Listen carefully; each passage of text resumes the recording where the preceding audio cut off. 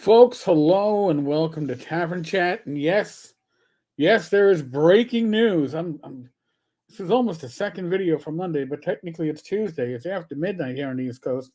So I'm putting this up pretty much immediately after I found this news. By the way, there was a link at the bottom of the screen. Tenkar, there's tavern.game/WFRP.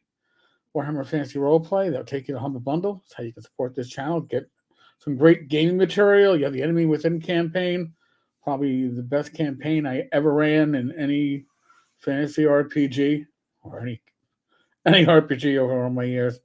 Really good campaign. So this is for the fourth edition of Warhammer, which is the current edition. So this was sent to me by one of the Taverners. I mentioned that on yesterday's video. I do have an extremely good, I don't want to call it whisper network, but I do have a really strong, active, passionate community that likes to keep me updated on news. And this is news. This is news that I have been following for, I don't know, almost a decade, honestly. Yeah. I was following this pretty strongly when I was still working, keeping tabs on the Gygax Memorial Fund, not to be confused with the revocable trust, Gygax Revocable Trust. That was what was being decided upon by the probate court. This is the monies that were raised by WotC and the sale of the AD&D 1E reprints and donations and auctions, and theoretically, I guess, people buying pencils. And it's something, I'll be honest with you, I never thought this was ever going to happen. I am not upset that I'm being proved wrong. I am happy I'm being proved wrong. So let me share the news with you. This is from Scott Douglas. Now, I don't know Scott. I do know Kim George, who was also at the city council meeting. Tonight, history was made. Kim George and I sat next to each other as the Lake Geneva City Council voted unanimously. Now, I'm going to give a lot of credit to Paul Stormberg and Luke Gygax and the other siblings for showing the viability of using Dungeons and Dragons to bring tourism into Lake Geneva. Luke has done a great job. Since Paul took over for the memorial, it certainly moved forward. This is a huge sign of that. Again, credit where credit is due. The City Council voted unanimously to approve the donation of the E. Gary Gygax sculpture and table monument installation. This isn't the Fonz Aurelie statue kind of thing that was being proposed initially. This is a nice memorial where you can sit down with an image of Gary Gygax and roll some dice. And that is what gaming is about, right? That's what paying respect to the history of this game and one of the creators of this game is about. Only positive comments were made as the proposal by the Gygax Memorial Fund and Paul Stormberg was accepted. I imagine the fund will make statements soon about timeline and last leg finding efforts. I'm interested to hearing what Paul has to say, but this is huge.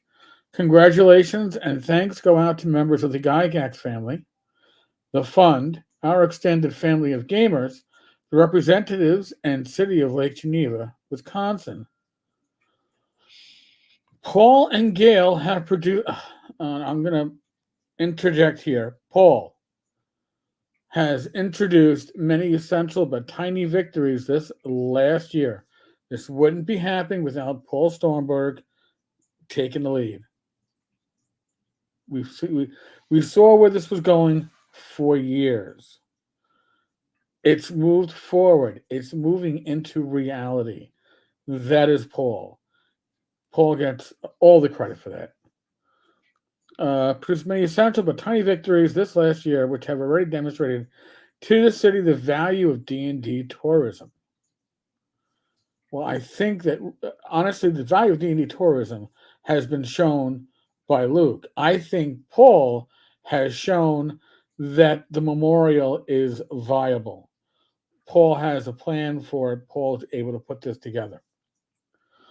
Luke and his able team keep demonstrating that appropriate gaming events might generate unexpected Lake Geneva visits and room nights during otherwise dreary days. Founders and Legends, and of course Gary Kahn. I don't know if you're going to get more hotel rooms in the town in Lake Geneva. It's a small city. I don't know where else you'd put it. I would say that Gary Kahn has reached its feasible limit, but maybe you have Gary Kahn twice a year. Maybe Founders and Legends moves to another part of the off season. I don't know. We shall find out. We play D&D in all kinds of weather, and soon we'll be playing D&D together in Library Park. And then Kim, the statue of Gary Gygax, slated for Library Park by the Gygax Memorial Fund, was just approved by the Lake Geneva City Council unanimously with very positive comments, a huge victory. And that is an artist sketch of the memorial. And I could see myself sitting there and taking a selfie or having a group photo taken with your gaming group. Do I want to go so far as call it something that people would take a pilgrimage to do? Well, if you're already in the area, certainly. I don't know if you'd take a flight out to Milwaukee to rent a car to just sit here at the bench. But if you're already going to be in the area, this makes it a place where you want to be. This is very cool. Again, tip of my virtual hat to Paul Stoneberg for bringing this to fruition, and for Luke and his team to show that this is a viable thing, that D&D tourism can bring money into Lake Geneva, into a market that can use, especially during the off season, can use a little pump. So well done across the board. So there, that you might get another video today. We'll see, but if not, you got your breaking news. As always, be safe, be well, God bless. Roll those dice, roll them well. Like, subscribe, comment. I'll catch you all on the flip side. Laters.